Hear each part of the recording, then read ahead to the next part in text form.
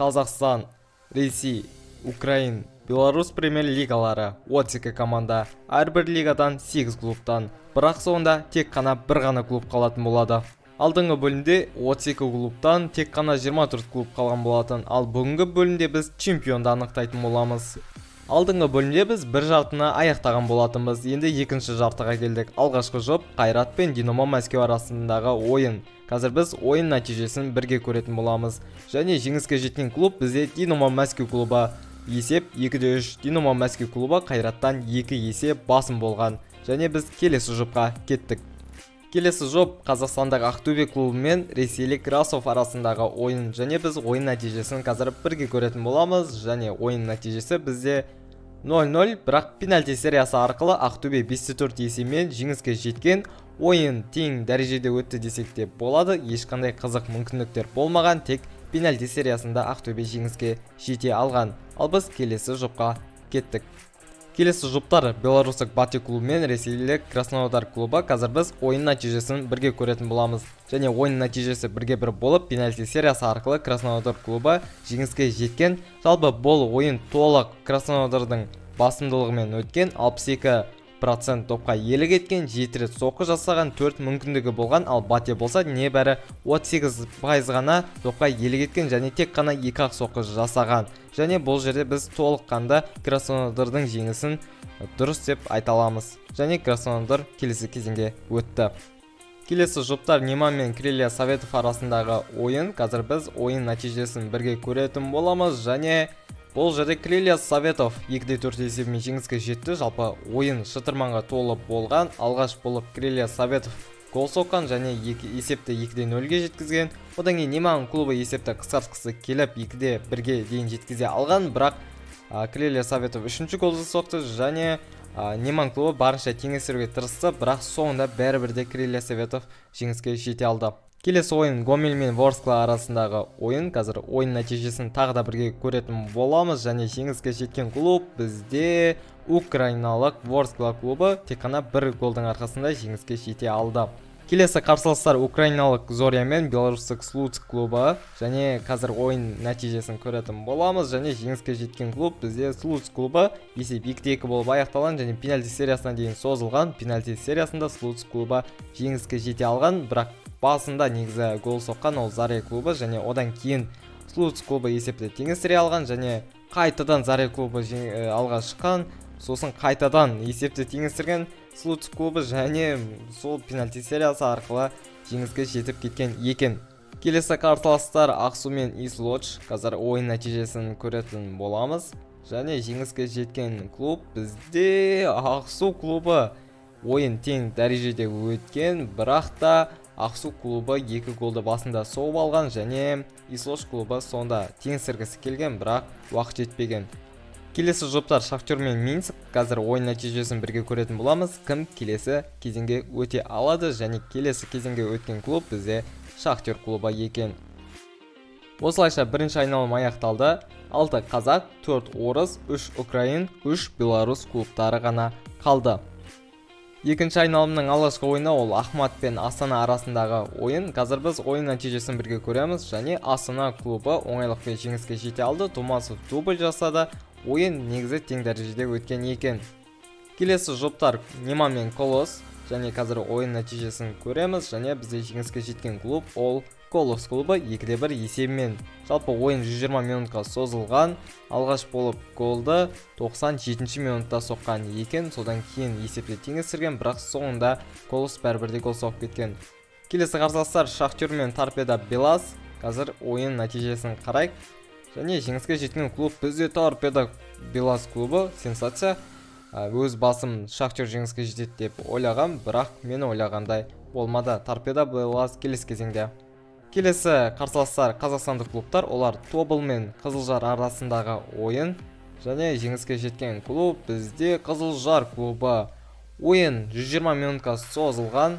Алғаш болып голды Қызылжар соққан бірінші таймда және ойын аяқталар сәтте Тобыл есепте теңестірген, бірақ та бәрібірде Қызылжар келесі кезеңге өте алды.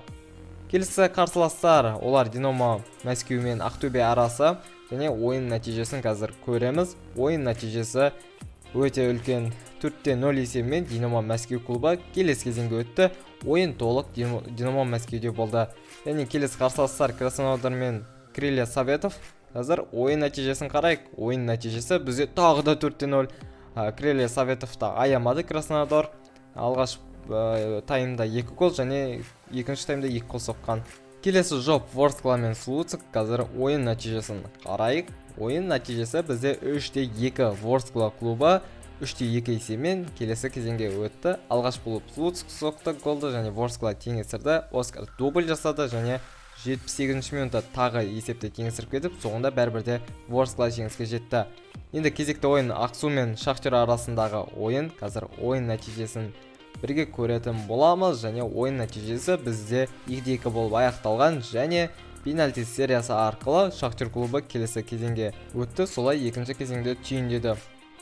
Екінші айналым аяқталды. Екінші айналымда 3 қазақ, 2 орыс, 2 украин, 1 белорус клубтары қалды. Ендеше үшінші кезеңге кеттік. Алғашқы ойын Колос пен Астана арасындағы ойын. Қазір ойын нәтижесін қарайық және бұл жерде Колос клубы жеңіске жете алды. Ойын 120 минутқа созылған. Алғаш болып Колос есепті ашқан, одан кейін Астана қайтадан алға шыққан және Колос есепте теңестірді. Соңында бәрібірде Колос клубы жеңіске жетті. Келесі қарсыластар олар Торпедо Белас пен Қызылжар арасындағы ойын және бұл ойында бізде Торпедо Белас клубы жеңіске жетті.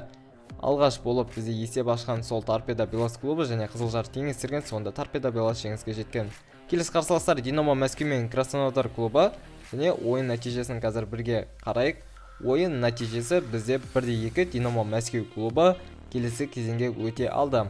Алғашқы голды соққан сол Динамо Мәскеу клубы.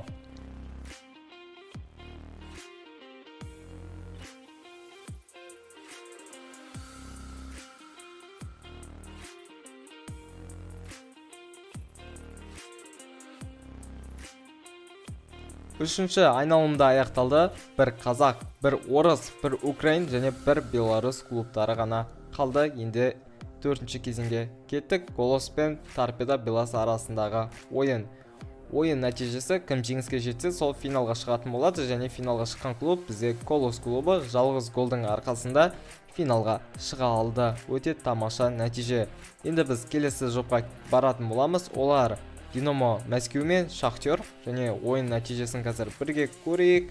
Қай клуб жеңіске жете алады екен және жеңіске жеткен клуб Динамо Мәскеу клубы. Алғаш болып голды соққан және одан кейін Шахтер теңестірген. Одан кейін ойын аяқталар сәтте Динамо Мәскеу клубы қайтадан гол соғып жеңіске жете алған. Финал бізде Колос пен Динамо Мәскеу арасындағы ойын. Қазір біз ойынды толық көретін боламыз. Ендеше кеттік. Ойын басталды. Өте қызық ойын күтетін боламыз. Қазір екі клубтан. Динамо Мәскеу клубы бірден шабуылға аттанды. Керемет мүмкіндік, алайда қақпашы құтқарды. Және тағы да оң қапталдан шабуылдап көргісі келді. Бұл жерден керемет мүмкіндік, соққы, алайда тағы да қақпашы құтқара алды. Және Колос клубы контр-атаканы пайдаланып келе жатыр. Керемет мүмкіндік, соққы бақтауға болады, алайда соққы өте бәсең болды. Колос клубыдан кейін Динамо Мәскеу клубы шабуылдап көрді. Қазір Колос клубының ойыншысының қолына доп тиіп кетті екен. Бейне айталаудан қазір қалай тигенін анықтайтын боламыз. Міне Динамо Мәскеу клубы осылай соққы жасап жатқан кезде анық тигені көрініп тұр. Енді қазір Динамо Мәскеу клубы бізде пенальти орындайтын болады. Өте керемет мүмкіндік. Егер гол соқса, алғашқы таймды жеңіспен аяқтайтын болады. Және соққы бақытталды, гол соғылды, есеп 0-1. Алғаш болып голды соққан ол бізде Динамо Мәскеу клубы. Осылайша бірінші тайм аяқталды. Бірінші таймның нәтижесі 0-1. Енді қазір біз екінші таймды көреміз. Динамо Мәскеу клубы шабуылдарын үдетіп жатыр.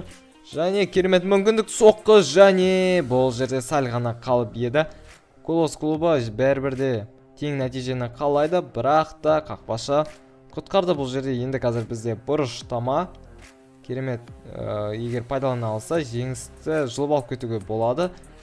Бірақ мүмкіндіктерін пайдалана алмады. Қазір шабуылда Динамо Мәскеу клубы. Керемет мүмкіндік, соққы жасауға болады, соққы, алайда қақпашы құтқарды.